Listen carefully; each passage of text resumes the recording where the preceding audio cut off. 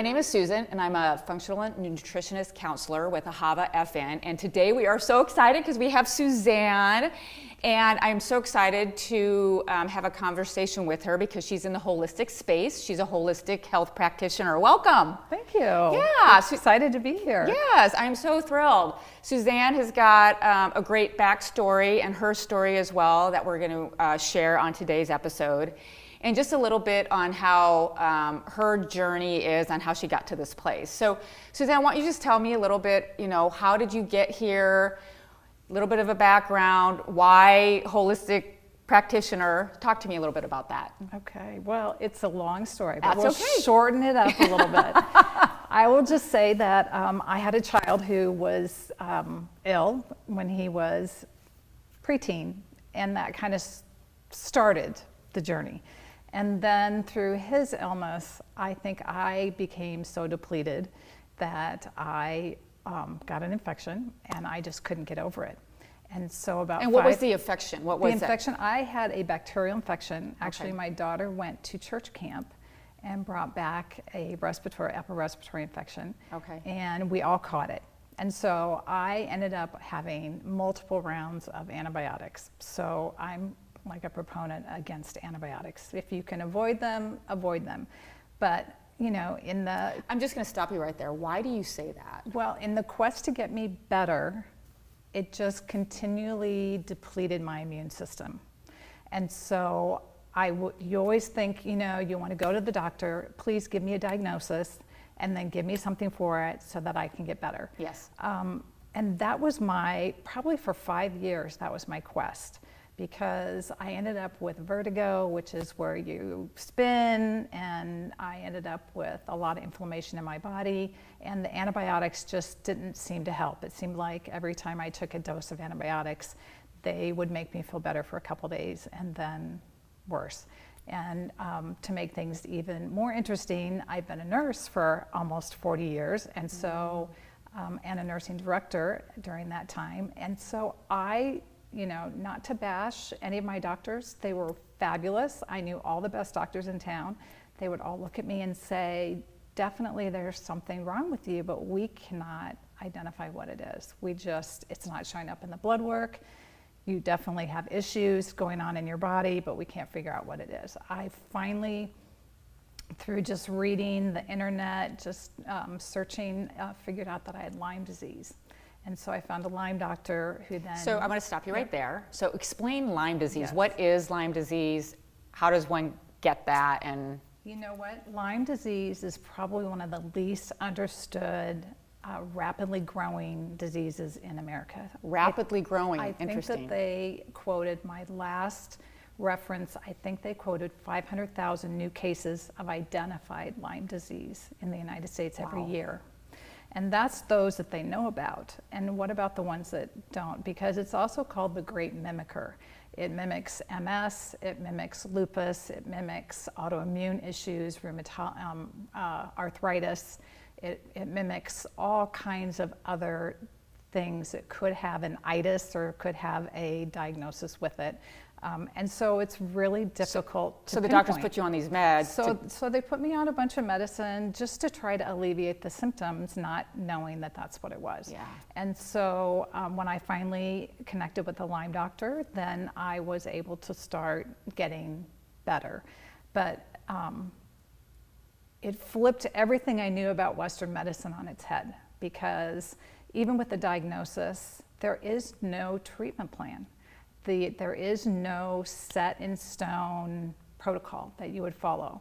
Everybody has their own way of dealing with it. Everyone around the country does it differently. There's different places called Lyme Stop, and people go to Mexico to get all kinds of treatments. And so it's very much a hurting community out there who is just trying to figure out, what is going to work for them. And so that propelled me into, I'm going to learn everything I can about how to get myself better. Sure. And as I got better, then I started to take coursework and started to get certified in different blood chemistry analysis. Because of my nursing background, it all came super easy for me because I already knew the human body, I already knew anatomy, physiology, and I already knew, I was already taking care of patients, and so that's basically how I just jumped right in with both feet. And so now I work with clients who have chronic illness, and I work to give them hope. And we work through more natural means, which means that we work with supplements and herbals, homeopathics, kind of your non-routine ways of going about eliminating toxins.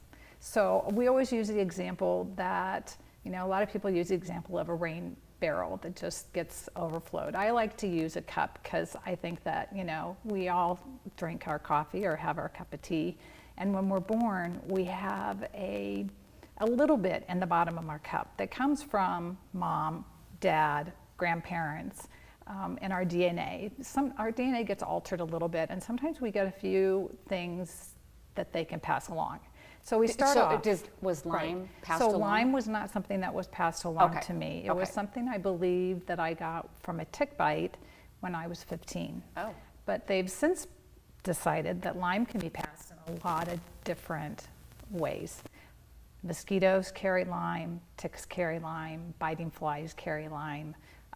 There's fleas, lice, all of those kinds of things can be Lyme. And when you have Lyme, Lyme is called Borrelia. So typically if you have Lyme, you have potentially one or more infections that go along with that. They like to come in groups, and so there's other names of different types of blood infections, which is Bartonella, Babesia, Ehrlichia, and those kinds of different infections, but they often piggyback on the Borrelia. Okay. And so when you deal with somebody with Lyme, you typically are dealing with a bunch of different toxins. So we live in a toxic world. We know that. We know that our food is highly processed. We are eating. And I'm going to stop you right there because I don't think the public does know that we live in a toxic world. What is a toxic world? Okay, so without scaring people, we live in a world that has a lot of toxins. And so I'm going to just start with water. Water is so basic to all of us. We are made of mostly water, and so it's really important, the water that we drink. But if we're drinking tap water, you have to understand that if you're drinking city water, you're drinking whatever that city has put into the water to make it safe for you to drink. So when we talk about filling up our cup with toxins, we can start with the things that we eat and drink. Mm-hmm. Pesticides that are sprayed in our food, things that are added to our water, the air that we breathe. We're talking about forest fires that are coming from the north that are affecting people in the east. It affects their lungs. We are all of us is living and breathing, our skin being our number one organ. And so from the things that you put on your skin to the things that you take into your body, all those things potentially Mindlessly are toxins. Yes. And we've been told by the world that it's so you want to smell nice and you want to look nice. And so when we go shopping for those things, do we think about the fact that they have 100 different chemicals that are listed on the side of the box, and those might sink into our skin and might affect our immune system? And so the first thing that I usually do when I work with a client is I talk to them about their water source. Is it well water? Are you drinking city water? Are you distilling your water? Are you purifying your water? And the first thing I ask them to do is purify your water. Even if it's get one of those pitchers that filters out the chlorine or the fluoride or all those kinds of things. Those things are neurotoxins in large quantities. And so we start with the very basics, which is water, which is what you should drink half your body weight in water every day in order to just keep your body flushed of the toxins and the things that we don't want in there. So it was interesting. So we had this monthly event that we're promoting in Omaha, and we had a speaker, and she said, all your cleaning products, think about the cleaning products in your house, and can you name one ingredient on the cleaning products, because those are very toxic as well. Exactly. And it's like you said, you don't want to overwhelm, but you just want to make it an awareness, and that is what I'm trying to do, is trying to help women and men just be very aware of your surroundings and what you're treating your body, because we are a living organism. Right. I mean, it's like 90% water, like you said, and it's like it's our own ecosystem. And I don't think people look at their bodies like as an Right. ecosystem. Right. And it's constantly evolving and changing. And you know, praise, you know, God that He had made our bodies to actually deal with all these Exactly. toxins. I mean, our system, our, you know, our liver and our kidneys and just how we eliminate waste can help that. But if you're inflamed, Right. and if you're dealing with, Or if you're dealing with a pathogen, Yes. or you know, a lot of people have had mono, say, as a child, or Yeah. had chicken pox. Yes. Well, those viruses, as we know, never leave the body, because that's why you get, you know, they encourage you that you get the shingles shot or what have you Yeah. down the road. Whether you get the shot or not, it's totally up to you. Yes. But just to tell you that, you know, that chickenpox virus doesn't leave your system, and it can possibly then come out at a different point in time. And so what we want to do is try to make our immune system as robust as possible. And that's the work that I do with people, is that we try to make people aware of the toxins that are around them, so that the immune system has the ability to fight off the things that have been able to invade the system. You know, there's a great website, I think it's called EWG, where you can actually type in your city or your zip code, and you can find out what's in your water. really? Yeah, it Oh, actually will interesting. list everything that's in your water, so you know what your water is. And just because, like, I have well water, just because I have well water doesn't mean that I have perfect water. Yeah. So I still need to have my well water tested on a regular basis, because pesticides do sink down into the earth, potentially contaminating water sources, or there might be too much of one mineral in there that would not be healthy for me to have as well. So Well, and this is, and you know, and you kind of step into the space of GMO, right? Genetically modified, you know, foods. And I do know that I try to let people know, really try to get the non-GMOs. And I'm Yes. sure that is something Yes. that you kind of Yes. preach. And so why do you let? Well, we want to be eating foods and drinking liquids that are closest to nature, because those are the things our body is able to process the best. And so when you start adding pesticides to those, then they've been found in all kinds of soft tissue. So there's studies out there trying to figure out, I know that Roundup has been recalled, and so you have to wonder, you know, if I'm out there spraying all my weeds, or like in my case, I see the crop duster come, Yeah. he's not just getting those crops, it's in the air. And so it's in my air, it's in all of, you know, I don't know what the radius is, but, you know, we're all inhaling whatever that pesticide is that is helping that crop to grow. What is it doing? It's keeping the bugs from eating their crops so that they can make some money. I understand that. But in the end, now It's harming us. it is harming us. Yes, All because of then I those do know the things. gut is like, what, 90%, 70% of the immune system, Right, correct? right.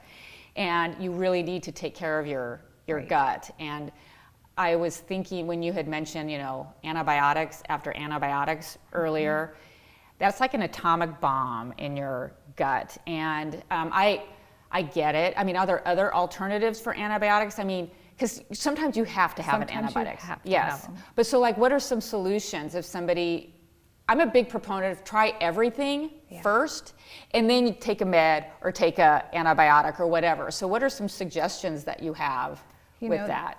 It really depends on where your issue is. Uh-huh. You know, to keep the gut healthy, there are all kinds of glutamine powders and those kinds of things. And so when I work with clients, that's probably one of the number one phases. We work on what we call foundational levels before we start attacking and removing any of these toxins that are in the body or any of these pathogens. So you start by trying to seal that gut up so that the proteins that we eat don't go out and start alarming. Because what happens is when you have leaky gut is that your body starts attacking itself, and we don't want our body to attack itself. We want our body to attack the things that are not supposed to be there.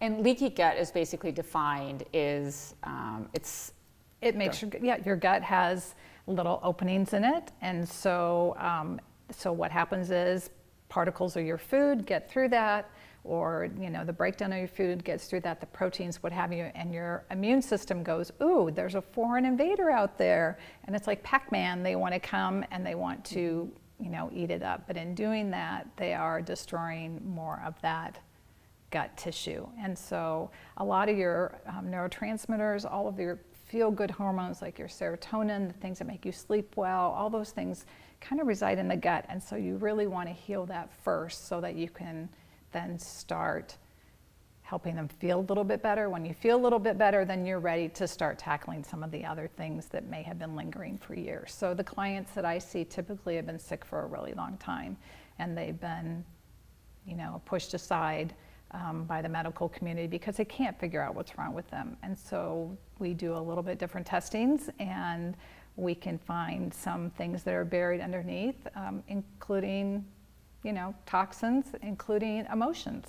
And so it's so interesting to know that our brain, you hear it all the time, our brain doesn't know when we're watching a movie if we're actually being chased by that bear or if we're actually watching someone else being chased by the bear, but our heart thinks we're right in there. And I have been to many movies where I'm like sweating and my heart's like, oh my gosh, I can't take this anymore. So when we talk about healing, we talk about, the mind is so important to bring the mind along and give the mind some things to do also in order to be able to bring about, the healing thoughts, the positive thoughts, the things that are going to help them, give them hope that they can actually heal. So. Absolutely. And with that, we are going to be coming back next week, so make sure you tune in so you can finish the conversation and listen to the conversation with Suzanne.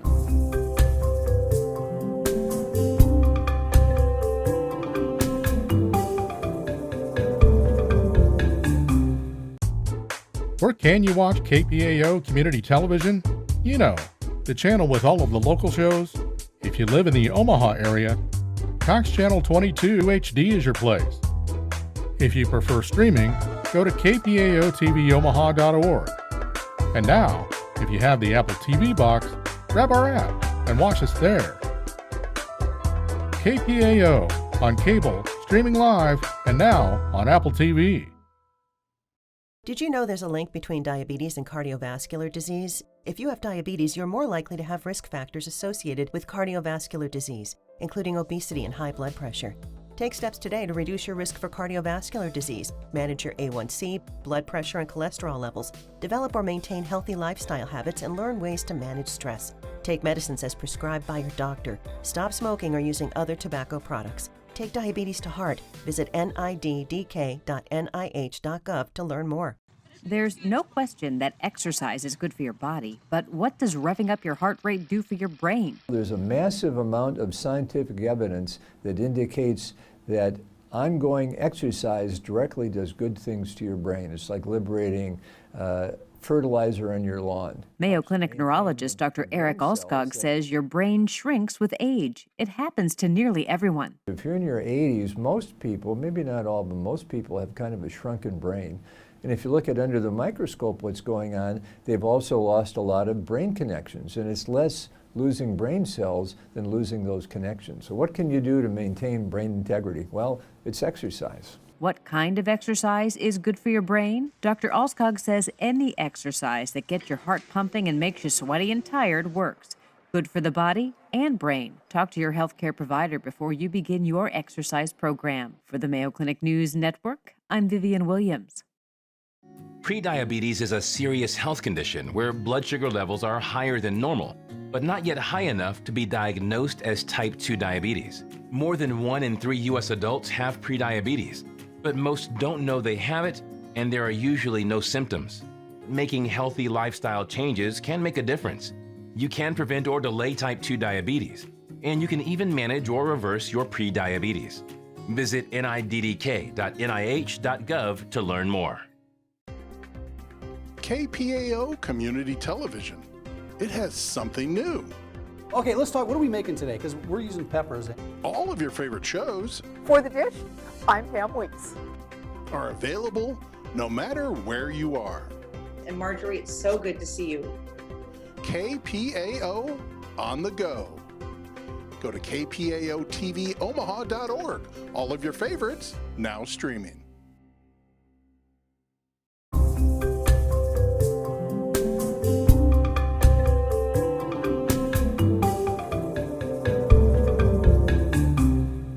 this is Susan, and I'm with Hava FN, and I have another sensible substitution for you. And we are going to be talking about flour, that white, wonderful tasting flour that you put in a lot of baked goods and pastries, and it comes out really yummy.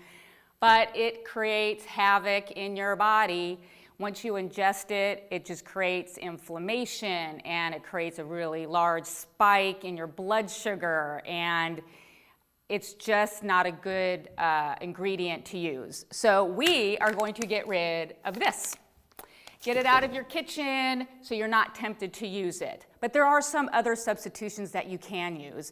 One, we have almond flour here, and almond flour is a fantastic substitute. It's 1-on-1, and it's made out of almonds. And it's just a great, it's a little bit different consistency, but sometimes when I cook with it, I'll sift it again in a sifter, and it just makes a really fine flour base for pastries and cookies. And a lot of times when you bake especially, you'll use almond flour with tapioca flour, and it just creates this great mixture to really make yummy pastries. And, you know, gosh, I've made donuts and cookies. The consistency is a little bit different. It's a little bit more stickier than what you're normally used to, but once you get used to it, it's just a great way, and it will not create as much inflammation in your body. I did not put whole wheat flour here. That is a great substitute as well, but you just have to make sure, I would make sure that it is gluten-free wheat flour, because a lot of gluten can create a lot of havoc in your body as well, and you may be allergic to it, and you may not know that you're allergic to it. So unless you know that, I would just, I would keep with the gluten-free whole wheat flour. So anyhow, those are your sensible substitutions.